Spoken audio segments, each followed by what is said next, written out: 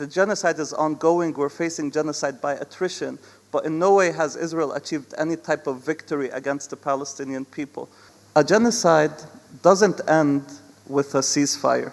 Genocides end when three things happen. There's no cause in the world that has that much support, not even Taylor Swift or the World Cup. Truthfully, there's nothing as big as Palestine right now. The homeland of the Palestinian people is from the river to the sea. The liberation of Palestine will also reverberate across the world and liberate many people who face different forms of oppression. I want to start by saying that today is a special day because it's the 38th anniversary of the first Intifada.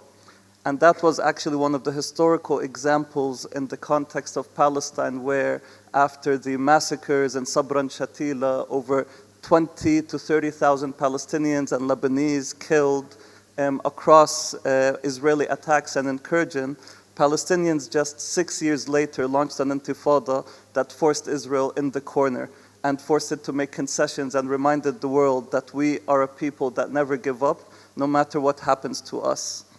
And I think to answer your question, what this moment calls for is a competent, capable, representative, honest, credible Palestinian leadership that can take us from over a century of ongoing Nakba, ongoing genocide, ongoing apartheid, and help us enter the decade of liberation.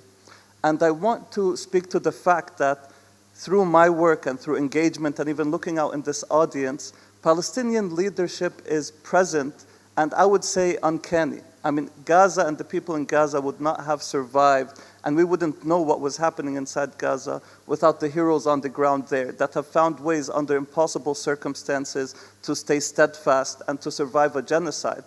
In the West Bank, there are hundreds of villages under attack every day by violent settlers. Those villages would not be standing without there being Palestinians there defending them. And if you look at Palestinian skills in the diaspora, one of the key leaders of one of the top AI companies, Replit, the founder of it, the CEO of it, in the field of AI is a Palestinian, Amjad Mas'ad. If you look at a lot of the costs, Israel has had to, or 40,000 Israeli companies were forced to leave Israel and re-register in the United States because of the mass sanctions campaign. And this is not to mention the fact that you have fighters on the ground in the tunnels in Gaza that face the most powerful military in the world, and it couldn't defeat them, it couldn't end them. And the genocide is ongoing, we're facing genocide by attrition, but in no way has Israel achieved any type of victory against the Palestinian people. So the question I think that we need to all try and answer collectively together is how do we ensure this high caliber of Palestinians everywhere actually take the helm of the Palestinian liberation movement? And a lot of times the argument is made that there should be an attempt for new generation of Palestinians, and by new generation, I mean new generation of thinking. I mean, we have many multiple generations of Palestinians that are capable leaders. Dr. Mustafa Barghouti was in the audience. You have many Palestinian organizers in the audience that I know. But the key question was always, should they take over the Palestinian Liberation Organization, or should they engage in the PA? And I want to change the framework a little bit before handing it to you, Diana, which is to say, oftentimes the thinking is you need to have something to be able to do something, to be able to be something. And what I mean by that is, you need to have the levers of power or control the institutions to be able to do certain things that help us move towards the liberation of Palestine so that you can become the liberation movement. And I want to challenge us all in the room to do the opposite. Let's start, and many have already done that, by being the Palestinian liberation movement that's needed for this moment, fulfilling the gaps that our people need and that the global community needs from Palestine, and doing the necessary tasks required for a liberation movement to do, which we can speak to. And by being and doing, we will eventually have and take control of the levers of power and the representation that is needed. First of all, one of the things that makes me most proud to be a Palestinian is actually how many exceptional Palestinians there are, men and women, many more than me, many more than there are in this room. It's truly a wonderful society that I think people have not just grasped the beauty and power and purity of our society. So it almost brings me down to tears just to think of how many people there are and how much they've gone through and how strong they are. And the question you're asking, Safwan, is a very dangerous question in terms of the renaissance of Palestinian leadership. It's not something I would say even comfortable to discuss in front of cameras. And the reason I say that, not to scare anyone in the room, but let's speak honestly. Who has an interest in there being a powerful, credible, inspiring, transformative Palestinian leadership? Are any Middle Eastern governments interested in seeing something like that? Unfortunately not. The Israelis, for them, that's an existential threat. The Western world, not the United States, not Europe. In fact, the reason a lot of this work in terms of building leadership is not seen by many is not because there are not leaders there, it's because if you do it and you take it seriously, you have to build power and strength underground until you're capable of showing yourself and not being totally crushed. Because everything we're seeing right now in Palestine, the Israelis have failed to physically, to biologically erase the Palestinian people. So they're now engaged in a strategy that I would call genocide by attrition plus politicide. They couldn't erase us biologically, but they want to erase our presence politically. And this is happening everywhere. You can start with Gaza, this board of peace. Apart from Trump, who's going to be his vice chair? Tony Blair. I mean, have we not learned anything from the British mandate 100 years ago and what it got us here? Apart from that, though, put Gaza aside and this whole dangerous plan that they have for Gaza, the West Bank. The French government has drafted a law to be signed by President Mahmoud Abbas that basically says you cannot launch or be a political party in Palestine unless you adhere to President Abbas's political beliefs. Doesn't say that directly, but it says you have to adhere to the PLO's commitments. De facto, no Palestinian political party, whether it's the leftist parties, whether it's Al-Mubadara, Dr. Mustafa Barghouti's party, no party apart from Fatah will be able to exist under Palestinian society. Even worse, the French have pushed an effort to draft a Palestinian constitution that Macron and his group with some EU officials have gotten to see and read and comment on before any Palestinian citizen. Why is all of this being done? Let's also remember, Palestinians in 1948, you can speak about all the forms of discrimination they're facing. And I want to say, when I say Palestinian, I mean all 15 million Palestinians across the world. It's unity of people. I also mean, and this may be controversial, but there are now many other people who are Palestinian, maybe not by DNA, but by cause. But consequently, where I want to take this to is this act of politicide, this very strategic effort. If you're a college student in the US, a young Palestinian leader, we want to destroy you. If you're a Palestinian civil society organization, we want to sanction you. They are attempting to destroy any and all forms of political agency. And so if you're building a renaissance of Palestinian leadership and taking it seriously, you can't just come out anywhere and say, oh, here are the new leaders of Palestine. They will be crushed. Marwan Barghouti is the example of that. With the launch of his campaign, what did the Israeli prison authorities decide to do? Take him back into the torture chamber. Any hope, any idea of new Palestinian leadership is under attack. And so to do this work, you need to build power quietly. You need to engage very proactively. It's a very difficult task, but it's one thing that if we want to see not just Palestine freed, but this wound to humanity, that is this ethno-supremacy, settler colonialism that's harming so many people, not inside Palestine alone, but abroad. For it to end, we need to be very strategic, proactive, and think 3 steps forward. It's clear, and sometimes by people who are well-intentioned, that it's very easy for them to fall into the path of complicity with the politicide of Palestinian people. And I want to name, because I know some of these people in this room, some of these people are diplomats, and I say it from the heart, not in a judgmental way. Reconsider how you engage around Palestinian politics to ensure that you are standing on the right side of history. Truthfully, take that to heart, because a genocide doesn't end with a ceasefire.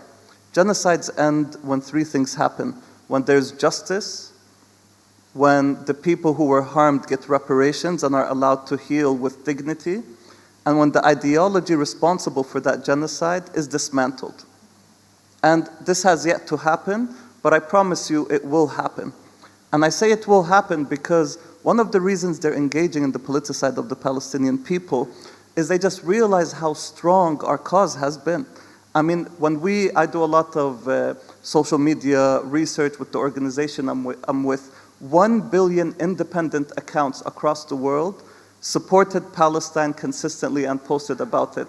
That's close to 1 billion people. There's no cause in the world that has that much support, not even Taylor Swift or the World Cup. Truthfully, there's nothing as big as Palestine right now. The amount of people that have donated money to support the Palestinian cause, to support Gaza, it's in the tens of billions. Even in Saudi Arabia, at the beginning of the genocide, when they opened a public platform for Saudis to donate to Gaza, 2 billion riyals in 2 weeks were donated. And that's just from the people of Saudi. So across this region and across the world, Palestine is just pulsing in people's veins. And so consequently, I think, for me, those rooms are unfortunate. I think they're an attempt to take and weaken our power, but they're also inconsequential. I think the real thing we should be discussing is how do we turn all of that real, tangible power into structured, proactive action. And if we figure that out, many of the people in those rooms will be coming to us to ask how to advise us in liberating Palestine. And that's where I would focus most of our energy. I want to call it making Israel pay a price. The truth is, in Palestine, legitimacy from the Palestinian people starts with who can make Israel pay the highest price for its crimes against us. So who can help us stay most steadfast and who can make Israel pay a price. So you also want to look at Palestinians and hear even the legal efforts, the ICC. I mean, Netanyahu yesterday was crying about the fact that he couldn't visit Germany because he's afraid of being arrested by the ICC. Literally, by the way, watch how he spoke. I was speaking to somebody who works closely with the ICC, and they were overjoyed by the fact that Netanyahu was complaining that he couldn't go to Germany, but he had to bring the German counselor. But there are many ways to ensure Israel pays a price. So you also want to find who are the Palestinians who are working on increasing the cost to Israel and connecting them. And last but not least, and this is something that I and a colleague of mine here named Zaid and others are working on, which is who's actually listening to the Palestinian people. And sometimes, and this is a challenge I give to all of us, sometimes as Palestinians with privilege or who can be in these spaces and places of power, we forget to actually go back to the ground and listen to the mother of martyrs in Jenin, listen to the people picking olives in the villages. And I think you want to look at who are the Palestinians that are actually across Palestinian spaces going not to prophesize or to be visionary, but actually to just listen to people's needs and fulfill them. And if you map out those 4 spaces and see which Palestinians are doing that work the best, you will have, I would say, your first blueprint of what the future of Palestine is. And then all you have to do is organize people and resources and strategy around them. I want to speak on behalf of listening to thousands of Palestinians across the last 2 years, from Gaza to the West Bank to 1948 to the diaspora, and actually asking this question seriously. And what we found is that there is Palestinian consensus around 4 key concepts. The first is the idea of unity of land, which is that the homeland of the Palestinian people is from the river to the sea. Palestinians see that all as part of their ancestral homeland, part of where they want to live, part of where their future is. The second is unity of people, which is that all 15 million Palestinians, and it's actually very moving when you ask a Palestinian in Santiago, Chile, who's a 3rd generation in Chile, and a Palestinian in Khan Yunis in Gaza, or a Palestinian in Jaffa, and you ask them, do you feel more or less Palestinian than X? And they all say, no, like we're all Palestinian. The Palestinian in Santiago may have not been back here for 80 years, but he's just as Palestinian as I am. So liberation is about the future of those 15 million Palestinians.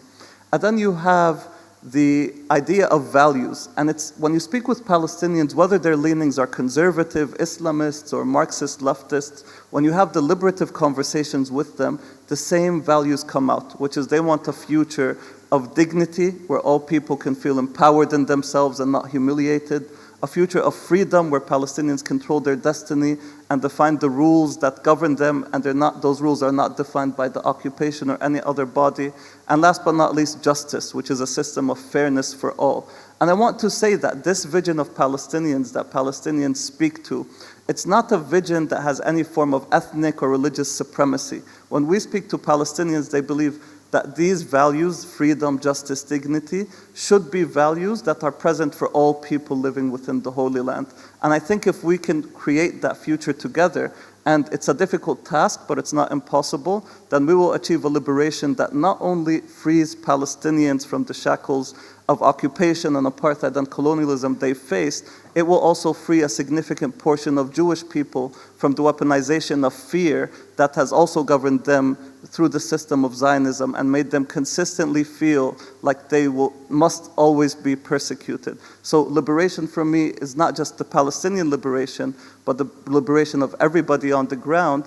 And I think, lastly, and this is maybe very ambitious, but I do think the liberation of Palestine will also reverberate across the world and liberate many people who face different forms of oppression. I think people connect to Palestine because whether you are a woman or whether you are an African American or whether you are someone living in the global south under poverty, you can see your struggle and yourself in the struggle of Palestinians. So maybe, just maybe, the liberation of Palestine will be the liberation of us all.